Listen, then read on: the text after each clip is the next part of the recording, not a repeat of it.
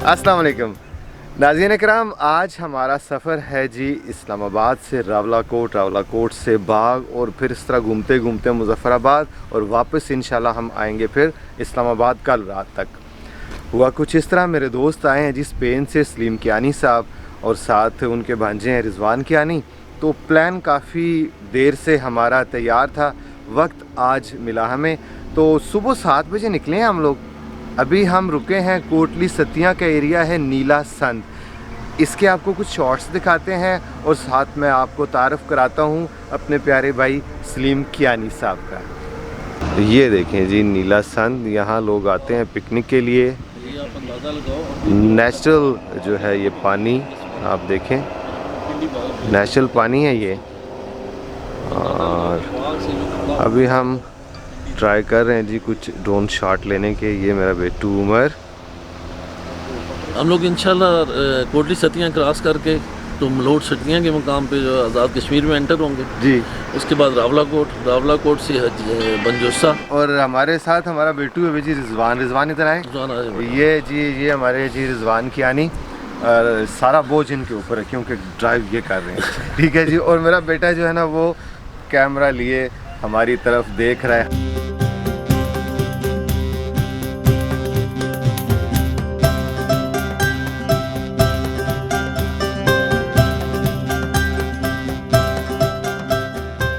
जी नाज़रीन, अभी हम कोटली सतियाँ पहुँच चुके हैं।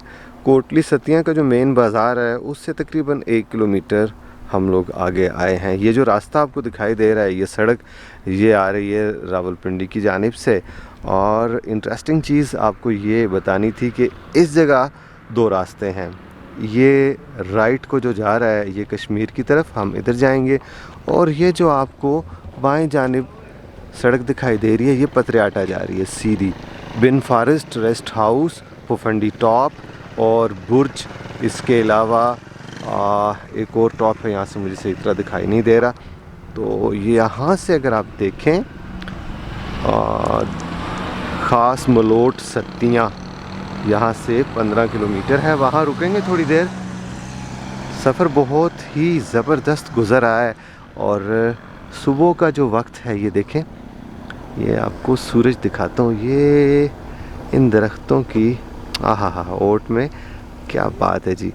और ख़िज़ां का मंज़र भी है, आपको दिखाता हूँ जी। ये देखें, आपको जो पत्ते दिखाई दे रहे हैं सामने, ये अब कह लें कि इस साल इनकी एज हो रही है ख़त्म। नीचे काफ़ी आपको पत्ते गिरे हुए दिखाई दे रहे हैं। ये देखें जी नीचे जंगल। वाह, ये है जी कोटली सतियाँ की खूबसूरत तहसील। चलते हैं जी, अपने सफ़र का आगाज़ करते हैं।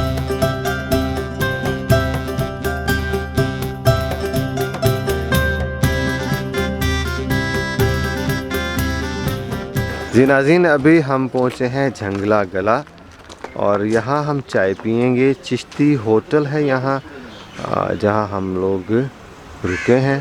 फिर उसके बाद अपना सफ़र शुरू करेंगे जी कश्मीर की जानिब। ये है जी हमारी मंजिल की जानिब जाती हुई सड़क।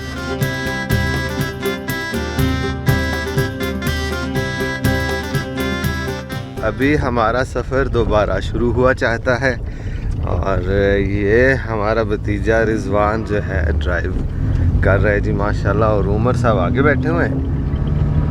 देखते हैं जी अब कितनी देर में हम लोग पहुंचते हैं। 15 किलोमीटर का फासला है मलोट सतियाँ का। मलोट सतियाँ ही नाम है ना जी? जी जी। उसके बाद फिर आगे इंशाल्लाह कश्मीर की हदूद शुरू हो जाएगी। और ये बात बताऊं मैं आपको जी, इम्पोर्टेंट इंटरेस्टिंग, कि 20 तारीख़ है नवंबर की आज, और सर्दी जो है बहुत ज़्यादा है इस एरिया में। इस्लामाबाद की निस्बत यहाँ ठंड ज़्यादा है, ठंडी हवा मैं कहता हूँ ना पूछें, बहुत ठंडी हवा है। तो आप अगर नवंबर में दिसंबर में इस एरिया में आए तो हमारी तरह बंदोबस्त करके आए, नहीं तो गड़बड़ हो जाएगी, आप बीमार भी हो सकते हैं।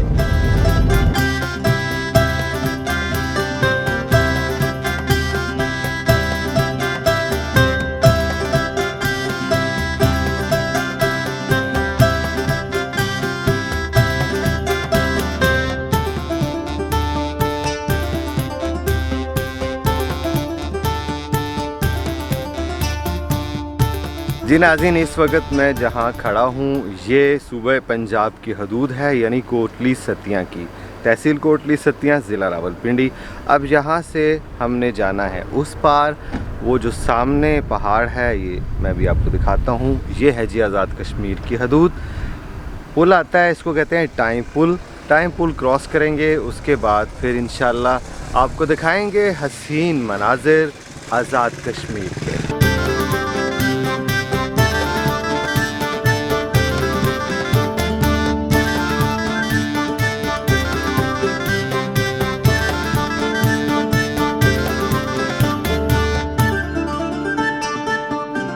ये नीचे आप देखें जी, आपको खूबसूरत पानी दिखाई दे रहा है। ये है जी दरियाए झेलम और हम खड़े हैं रावलपिंडी की हदूद में, और सामने अभी हम जाएंगे जी थोड़ी देर तक। ये है पुल और उसके बाद ये है जी कश्मीर का पहाड़। यहाँ जो चीज़ आपसे डिस्कस करने वाली है वो ये है कि खित्ता पोठोहार की सरजमीन, ये जिस पे मैं खड़ा हूँ, ये और आज़ाद कश्मीर की जो हदूद है, यानी आज़ाद कश्मीर की जो ज़मीन है, उसमें काफ़ी हद तक जो है वो मुशाबहत है, एक जैसी है। तो ये दूर से वैली मैं नहीं दिखा सकता क्योंकि उधर से सूरज की जो रोशनी है उसकी वजह से आप नहीं देख पा रहे होंगे।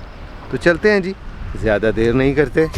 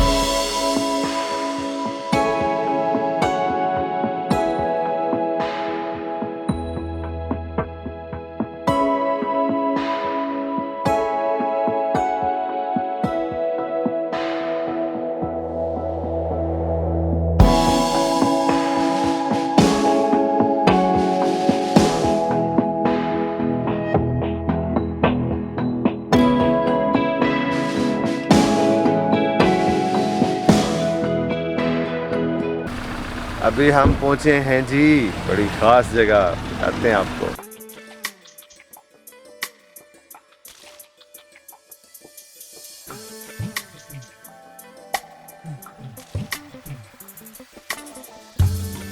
जी नाज़रीन कराम, तो अभी हम पहुँचे हैं बंजोसा लेक।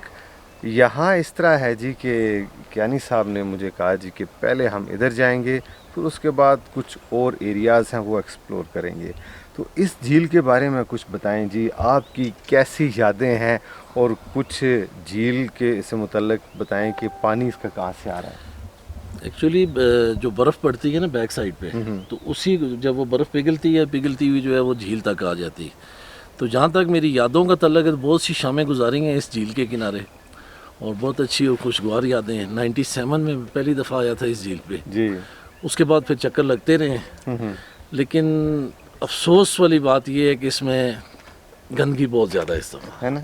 इससे पहले वो जो पहले आपने देखी हाँ उस तरह की नहीं है बिल्कुल। चीज़ ना? आज झील जो मायूस की है जी। गंदगी बहुत ज़्यादा, सफाई का कोई इतना अच्छा इंतज़ाम नहीं है।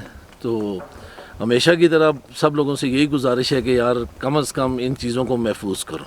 बिल्कुल। अब झील का पानी जो इंतहाई गंदा है, लेकिन इसके बावजूद चूँकि हमारी अपनी चीज़ है, हमें इससे प्यार है। बेशक। पहले भी आए हैं, अब भी आते रहेंगे इंशाल्लाह।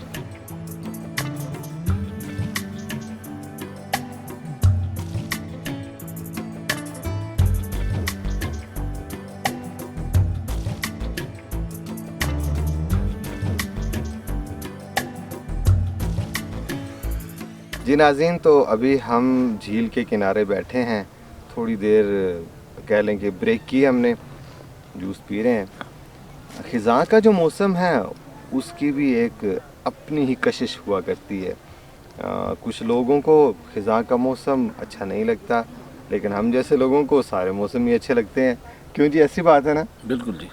क्योंकि जो पत्ते हैं ना दरख्तों के, वो हरे होते हैं और हरे से फिर वो येलो होना शुरू हो जाते हैं, जर्द पत्ते होना शुरू हो जाते हैं, और उसके बाद फिर पतझड़ का मौसम, पत्ते गिर जाते हैं। फिर नई उम्मीद के साथ पत्ते गिरते हैं कि नेक्स्ट जो आएंगे वो नहायत खूबसूरत होंगे और हमारे माहौल को मज़ीद दिलकश बना देंगे। झील को देख के अच्छा लगा, काफ़ी नाम सुना था इसका हमने, और इन भाई साहब के साथ जो है वो कह लें कि काफ़ी वक्त से हमारी ये प्लानिंग थी। अभी हम यहाँ से जाएंगे कहीं और पता नहीं क्या नहीं साहब कहाँ लेके जाएंगे अब इसके बाद? जी, इसके बाद इंशाल्लाह तोली पीर जाएंगे, और तोली पीर के बाद देखते हैं नेक्स्ट आगे बाग सिटी में जो है ना वो स्टे करेंगे रात को। अच्छा। और फिर एक दो जगह हैं, मतलब एक है लस जन्ना, उसे डिस्कवर करना है। अच्छा। फिर सुदन गली इंतहाई खूबसूरत मुकाम है, तो उससे भी देखते हुए इंशाल्लाह फिर डिस्ट्रिक्ट मुजफ्फराबाद में उतरेंगे हम लोग। सही। सुदन गली का तो मैंने बहुत नाम सुना है जी। जी, बाग से तकरीबन 30 किलोमीटर दूर है। अच्छा। जी जी। सही। लसरना भी इतना ही है और सुदन गली भी इतना ही। सही। और लसरना भी इंतहाई खूबसूरत मुकाम है। लसरना से आगे महमूद गली, वो भी इंतहाई अच्छी जगह है। लसरना से थोड़ा सा आगे जाएं हाजी पीर की तरफ, तो रास्ते में शेरू टारा नाम की एक जगह आती है। अच्छा। वो भी इंतहाई देखने के काबिल जगह है। अच्छा जी जी। अच्छा नाज़रीन, जो कि मैंने एक्सपीरियंस किया, ऑलमोस्ट पूरा पाकिस्तान घूम चुका हूँ। हमारी जो नेचर है, यानी हमारे जो रवैये हैं, वो तकरीबन एक जैसे ही हैं। गवादर से लेके पंजराब तक मैं गया, दाएं बाएं जिस एरिया में गया, तो गंदगी जहाँ भी हम जाते हैं वहाँ छोड़ के आ जाया करते हैं। अब यहाँ हम लोग बैठे हैं, दाएं बाएं रैपर्स पड़े हुए हैं, और यही रैपर्स जो हैं वो नीचे पानी में जाएंगे, और पानी में आपको पता है जानदार भी होते हैं, उनके लिए नुकसानदेह, और जब उनको नुकसान होगा डेफिनेटली अल्टीमेटली नेचर को नुकसान होगा। तो ये चीज़ें हमारे समझने की हैं, हमें ख्याल करना चाहिए। ये हमारा घर है, ये ना समझें कि ये पार्क बना हुआ है, झील है और दरख्त हैं और बस ख़त्म होगी बात। ऐसी बात नहीं है, ये हमारा घर है। और जिस तरह हम अपने बेडरूम को साफ़ करते हैं, अपने सहन को साफ़ करते हैं, उसी तरह अगर इस घर को भी साफ़ करें जिसने हमें पहचान दी, इस पहचान की वजह से ही हम लोग चलते हैं। ये साहब स्पेन में होते हैं, इनकी पहचान है यही मुल्क। जब भी मेरी इनसे बात होती है तो कहते हैं यार अजीब सी तड़प है, मैं कहता हूँ मैं वापस आऊँ, और दोनों भाई निकलें, और आज हम निकल आए। तो बकौल इनके कि मैं पूरी दुनिया घूम चुका हूँ, जो सुकून मुझे पाकिस्तान में मिलता है वो कहीं नहीं मिलता। ऐसी बात है जनाब? जी अरशद भाई, एक्चुअली मैं आपकी इसी बात को आगे बढ़ाऊँगा। वहाँ मैं बहुत से मुल्कों में घूमा हूँ, वाकई यूरोप बहुत खूबसूरत है, लेकिन जो इन वैलीज़ में एक ज़िंदगी का एहसास होता है वो वहाँ नहीं है। सही। वहाँ एक अजीब सा फीकापन सा नज़र आता है। भले वो खूबसूरत है मुल्क सारे, स्विस को ले लें जी, स्वीडन है, नॉर्वे है, बेल्जियम है, हॉलैंड है, जी, इंतहाई खूबसूरत मुल्क है, लेकिन पता नहीं क्यों मुझे उनमें कुछ फीकापन सा लगता है। और जब अपने मुल्क की इन वैलीज़ में मैं आता हूँ, कालाम देख लें, उसके बाद ये है आप बंजोसा, बाकी वैलीज़ को आप देख लें, वहाँ जाके एक ज़िंदगी का एहसास होता है, जैसे ये वैलीज़ भी सांस ले रही हैं। मुझे आपकी ये बात बहुत अच्छी लगी जब आपने मुझे कहा कि यार जब मैं इन वैलीज़ में आता हूँ पाकिस्तान की, तो मुझे फील होता है कि जैसे ये सांस ले रही हैं और हमें खुशामदीद कह रही हैं। ये बहुत ही ज़बरदस्त आपने बात की। तो मेरा भी यही एक्सपीरियंस है जी कि पाकिस्तान का कोना कोना चप्पा चप्पा हमने छान मारा, और जहाँ भी गए और यादें हमारे साथ हैं, और बहुत ही खूबसूरत लम्हात हमारी ज़िंदगी के उन मकामात पे गुजरे। तो नाज़रीन, बातें तो हमारी ख़त्म नहीं होंगी, अभी थोड़ी देर तक हम निकलते हैं इधर से और आपको दिखाते हैं अपना खूबसूरत आज़ाद कश्मीर।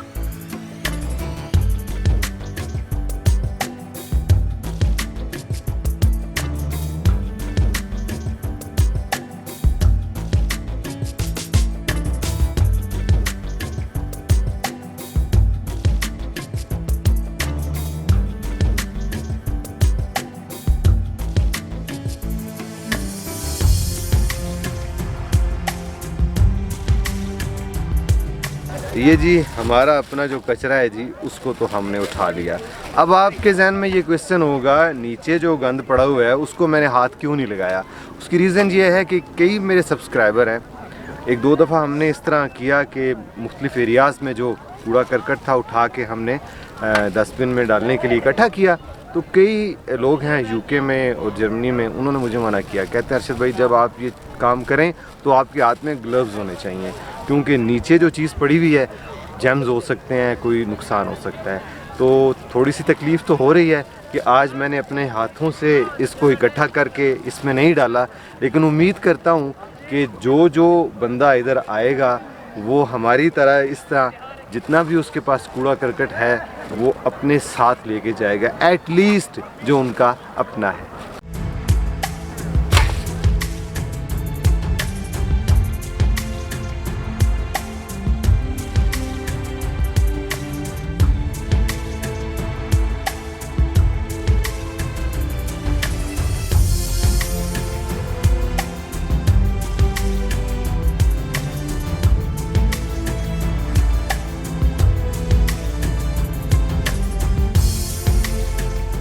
नाज़रीन इकराम, अब हम सुकून की तलाश में निकलने लगे हैं जी तोली पीर की जानिब। वहाँ थोड़ी देर बैठेंगे, वहाँ के नज़ारे जो हैं वो बहुत दिलकश हैं, सुनने में ये आया है, आपने शायद देखे हों, मैंने अभी तक नहीं देखे। तो चलते हैं नाज़रीन, आज का व्लॉग आपको कैसा लगा कमेंट सेक्शन में अपनी राय का इजहार ज़रूर कीजिएगा। आपने अगर मेरा चैनल सब्सक्राइब नहीं किया तो चैनल ज़रूर सब्सक्राइब कर लें। इंशाअल्लाह आपसे जल्दी मुलाकात होती है तोली पीर।